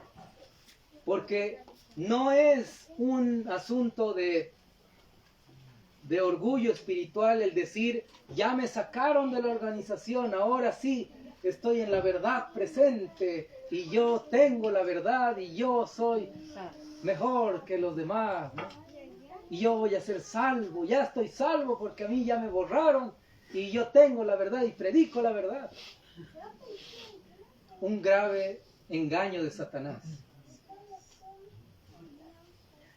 Engaño, mis hermanos, de Satanás. Cuando salí de la organización, me encontré con una realidad muy triste. Fui a muchos grupos, me invitaron muchos hermanos, pero vi una desunión. Si todos fueron echados por el mismo motivo, por la reforma pro salud, por el mensaje del campo, por obedecer los testimonios, ¿por qué hay división en el pueblo de Dios que está, digamos, desfraternizado? ¿Por qué? Debiéramos estar todos unidos y nos echaron por lo mismo. Pero lamentablemente, el orgullo, ciertos intereses, hacen que exista división. No, es que esta es la verdad. Y si usted no cree igual que yo, usted se va a perder, ¿no? Y solo yo tengo la verdad y solo yo predico la verdad y el yo está ahí por encima. Y predicamos un solo punto del mensaje, cuando el mensaje es integral, es todo, es completo. La hermana de Babilonia, mis hermanos, podemos pertenecer cualquiera de nosotros. Cualquiera de nosotros. Es por eso que ayer hemos hablado de despertar del sueño espiritual. Y hoy, con este estudio, hacemos un énfasis en la santificación. La justificación, mis hermanos, por la fe, ¿qué es? El hermano Euner, ¿no?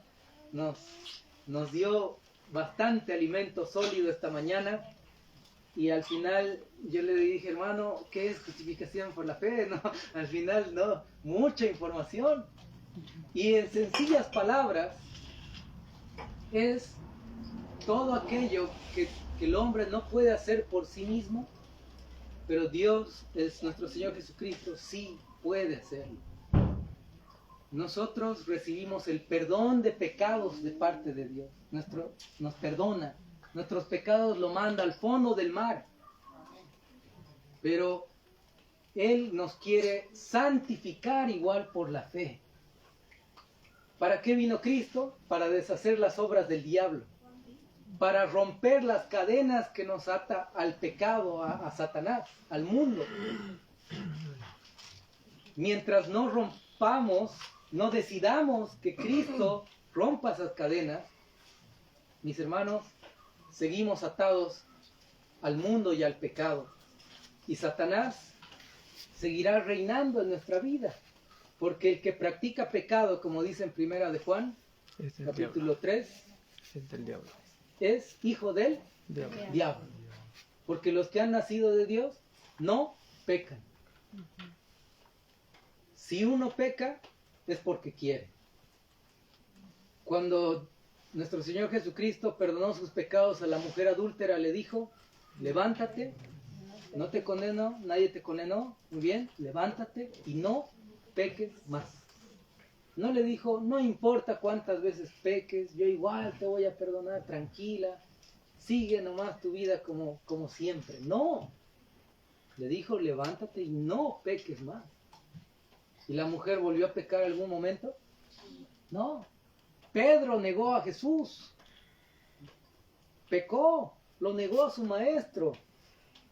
Se arrepintió de corazón, experimentó la justificación por la fe. Él no merecía el perdón porque lo negó y le prometió a Jesús que iba a ir hasta la cruz con él. Mintió, engañó,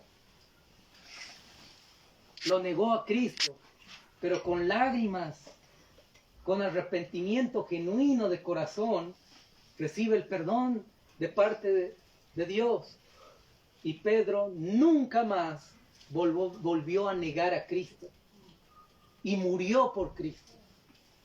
¿Volvió a pecar negando a Cristo? No, nunca más. Vivió una vida de gloria en gloria, de victoria en victoria, de carácter en carácter. Y es lo que el Señor quiere hacer con nosotros. Cuando le preguntaron a la hermana White, ¿el mensaje del tercer ángel es la justificación por la fe? ¿Qué preguntó? ¿Qué respondió la hermana Elena? Sí, es la justificación por la fe. En verdad. En verdad, ¿sí? Porque de nada sirve, mis hermanos, si obedecemos solo una parte del mensaje y estamos en pecado. ¿De qué sirve que esté en el campo si no obedezco el mensaje de salud? Y estoy criando a mis ovejitas, a mi vaquita, y la estoy codiciando, ¿no? No sirve, mis hermanos. ¿De qué sirve, mis hermanos, si el carácter no ha sido transformado por el Señor? Es por eso integrar el mensaje y que nosotros tengamos el deseo de tener una santificación, una verdadera justificación por la fe. La justificación nos lleva a la santificación. El pueblo de Dios va a vencer el pecado. El pueblo de Dios es el que vive en santidad. ¿Por qué? Porque al no tener pecado, la presencia de Dios mora. Así estén solo 2 o 3 reunidos en mi nombre, ahí estoy yo en medio de ellos. Y solo la presencia de Dios constituye su iglesia. Amén. La iglesia de Dios. Las demás reuniones que pueden existir, pero no hay un corazón sincero de obediencia, de humildad, de querer vencer el pecado, de reconocer que no somos nada, de que estamos equivocados y necesitamos colirio, vestiduras de nuestro Señor, necesitamos la misericordia, comprar de nuestro Dios, ¿no? El oro refinado. Entonces estamos engañándonos como pueblo remanente de Dios, mis hermanos. La justificación por la fe viene conectado con la santificación. Esa es la verdadera justificación. Para terminar, mis hermanos, por favor leamos Mateo capítulo 7, versículo 21. Mateo 7, 21.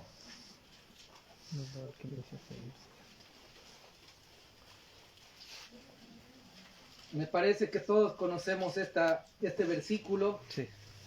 donde dice, ¿puede dar lectura aquí mi hermano? ¿Alguien? Con voz fuerte, hermano Pablo, adelante.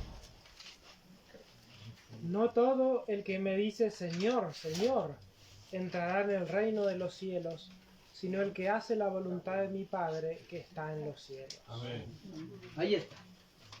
Y el texto continúa diciendo, pero en aquel día me dirán muchos, ¿no? Señor, hicimos milagros, profetizamos en tu nombre, echamos fuera demonios, pero Señor, hemos predicado el mensaje de verdad presente, pero Señor, nos borraron por tu verdad a nosotros, hemos hecho congresos, hicimos mucha obra visitando a los hospitales, hicimos la obra médico-misionera, hemos abierto sanatorios, Señor, teníamos una escuela misionera, pero Señor, yo predicaba el mensaje de los 3 ángeles, yo guardaba el sábado, Señor, yo daba mis diezmos. ¿Cómo que no me conoces? ¿No? Pero mis hermanos, ¿quiénes son los que van a ver al Señor y entrar a las bodas del Cordero? Todos, ¿no? Solamente los que hacen la voluntad del Padre. Amén. ¿Cuál es la voluntad del Padre? No decimos que está mal hacer todo lo que mencionamos, ¿no? Está bien hacer la obra médico-misionera, está bien guardar el sábado, está bien todo. Pero si vivimos una vida doble y solo vivimos de apariencias, hermanos, lamentablemente pertenecemos a la hermana de Babilonia. ¿Cuál es la voluntad del Padre? Primera Tesalonicenses capítulo 3, versículo 4. Puede dar lectura, hermano, por favor. Primera Tesalonicenses responde a la pregunta, ¿cuál es la voluntad del Padre? Primera Tesalonicenses capítulo 4, versículo 3. Hermano Pablo, por favor, de lectura.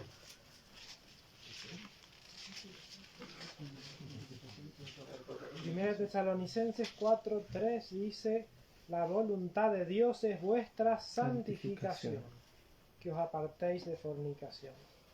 Muy bien. ¿Cuál es la voluntad del Padre?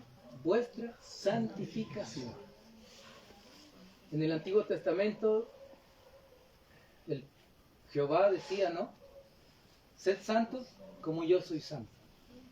En el Nuevo Testamento dice, sin santidad nadie verá al Señor. En el tiempo del fin nos dice que la última generación debe vencer el pecado por completo, debe manifestar el carácter de Cristo en su vida, debe reivindicar el carácter del Padre, ¿no? Como el hermano Euner nos mencionó en la mañana. Y ahí, mis hermanos, cada uno tiene que decidir. Cada uno va a decidir, mis hermanos. Esa es la voluntad del Padre. La santificación. Y todo el mensaje, una vez más repetimos, es para eso, para santificarnos, para que dejemos de pecar, para que rechacemos el pecado, para que cuando Satanás coloque la tentación y nos incite, nuestra naturaleza carnal quiera que aceptar las ofertas de Satanás, nosotros digamos, no, prefiero a mi Cristo y prefiero obedecerle al Señor, prefiero vivir en obediencia a Él, en glorificarlo en mi vida, en vez de caer en su trampa, en todas aquellas ofrecimientos que Él nos haga. Para terminar, mis hermanos, leo esta cita respecto a la hermana de Babilonia, donde dice en testimonios acerca de conducta sexual, matrimonio y divorcio. Página 211.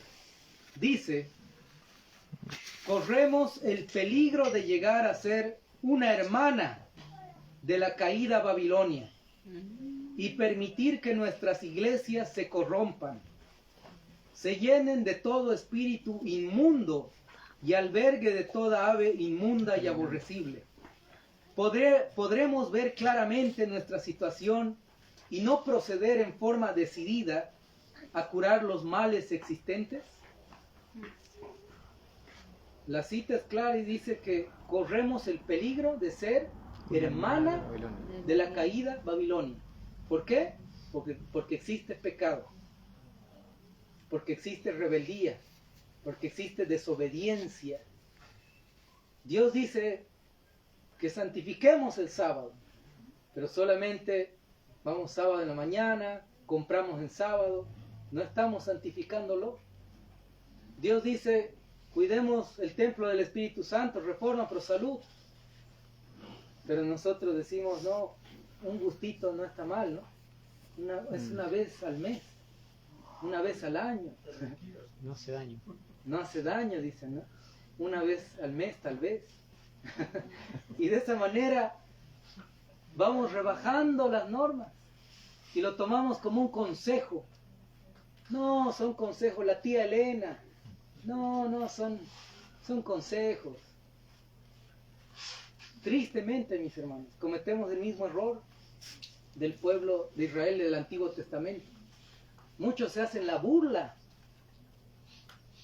del mensaje de Dios a través de la profetisa, ¿no? Por lo menos a mí me decían, bueno, se hacían la burla, ¿no? Y diciendo que comía pasto, que era una vaquita, una abeja, ¿no? Y todos se sentaban a mi lado, ¿no? Para que cuando llegue el plato ya tenían doble porción.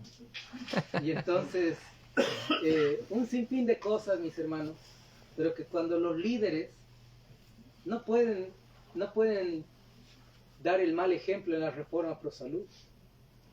Es claro el mensaje. Alguien que no vive la reforma pro salud no puede ser un líder, no puede ser dirigido, no tiene la aprobación divina. Y bueno, es todo un asunto, ¿no? La reforma pro salud, un estudio que igual sería lindo hacerlo. Hermanos, hay rebeldía. No se acepta la palabra del Señor, no se acepta el escrito está, y se hace todo lo que uno quiere. La hermana de Babilonia podríamos ser cualquiera de nosotros. Lamentablemente, mis hermanos. Para terminar, hermanos, yo sé que ya estamos un poco cansados. Como en Bolivia recién son las 8 de la noche, yo estoy con horario boliviano, ¿no? Pero aquí ya pareciera que son las 10. ¡Wow! Bueno, hermanos, vamos a leer esta última cita. Dice, en Patriarcas y Profetas, página 90, el Redentor del mundo declara que hay pecados mayores que aquellos por los cuales fueron destruidas Sodoma y Gomorra, los que oyen la invitación del Evangelio.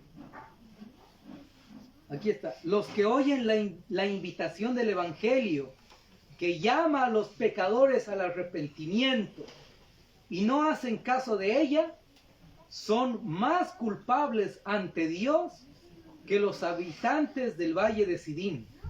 Mayor aún es el pecado de quienes aseveran conocer a Dios y guardar sus mandamientos, y sin embargo se niegan a Cristo en su carácter y vida diaria. A la luz de la advertencia del Salvador, la suerte de Sodoma es una solemne admonición, no meramente para los que son culpables de pecados manifiestos, sino para todos los que están jugando con la luz y los privilegios que vienen del cielo. Los adventistas del séptimo día, ya sea organización, adventistas de la reforma, adventistas laicos, ministerios, todos los que profesan ser del pueblo de Dios, porque todos decimos, ¿no? Nosotros somos el remanente, todos nosotros, disidentes, extremistas, ¿tá? Y entre todos hay una división grande, entre todos somos culpables, nuestro pecado es mayor que los de Sodoma y Gomorra, si no obedecemos las palabras de nuestro Señor, en todo el mensaje, no solamente en parte. La hermana de Babilonia es aquella que no le interesa el mensaje que Dios dejó, lo toma a la ligera, uno simplemente es nominal. La hermana de Babilonia es o son aquellos que cometen pecados, tal vez no pecados abiertos, públicos, pero sí pecados ocultos, que están a la vista de Dios.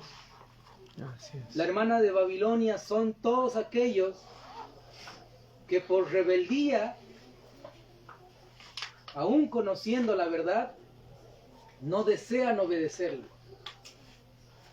A la hermana de Babilonia pertenecen todos aquellos que hacen alianza con la misma Babilonia. No solo una organización, sino podría ser, mis hermanos, cualquiera de nosotros. Cualquiera de nosotros. Y el Señor nos llama, nos invita hoy, en este congreso, a que si deseamos prepararnos, realmente prepararnos para el regreso del Señor, para el cierre de la gracia, para los eventos finales, necesitamos primero despertar del sueño espiritual. Bueno, una vez que hemos despertado, vamos a buscar del Señor más comunión con Él, oración, estudio de su palabra. Vamos a tener hambre y sed de su palabra, porque estábamos dormidos, somnolientos. Vamos a levantarnos de hambre, queriendo buscar más del Señor, queriendo obedecerle más, viviendo en santidad, mis hermanos, rechazando las invitaciones del mundo, rechazando el pecado, teniendo claro dónde es nuestro hogar, que no es en esta tierra. Vivimos en el mundo, pero no somos de este mundo. Nuestro hogar está en el cielo. Y allá vamos, mis hermanos. ¿Cómo queremos ir al cielo y pasar una eternidad con nuestro Señor si apenas en esta tierra le dedicamos 5 minutos? A veces 1 minuto a la oración. Y le dedicamos más tiempo al mundo, a las cosas del mundo.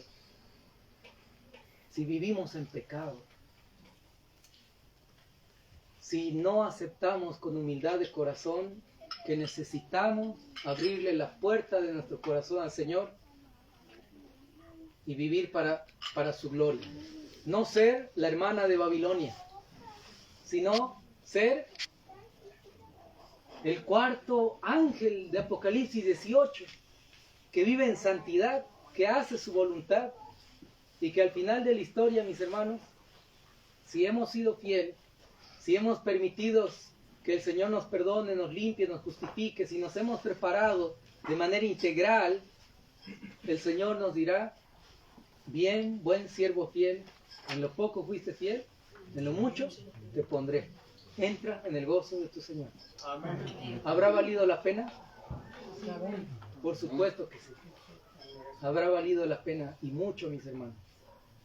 Ninguna prueba, dificultad que pasemos en este mundo se compara al gozo que tendremos cuando el Señor nos reciba en las bodas del Cordero, ¿no? En la cena de bienvenida. Qué gozo será llegar allá, mis hermanos. ¿Cuáles serían las primeras palabras que usted le diría a su Salvador? ¿Qué palabras usted le diría? Muchas gracias, Señor. Y creo que me quedo corto. Mis hermanos, valdrá la pena. Amén. Y estamos cerca, es lo mejor. ¿Cuántos deseamos, por la gracia del Señor, decirle a Dios: Señor, haz lo que sea necesario para que te glorifique en mi vida? Amén. Lo que sea necesario, Señor, para que yo venza el pecado con tu ayuda, que tenga la victoria sobre el pecado. Señor, haz lo que sea necesario. Si tienes que castigarme, si tienes que disciplinarme, hazlo, Señor. Pero quiero glorificarte con mi vida entera. Quiero vivir en santidad. ¿Cuántos deseamos decirle esto al Señor? Amén. Amén. Vamos a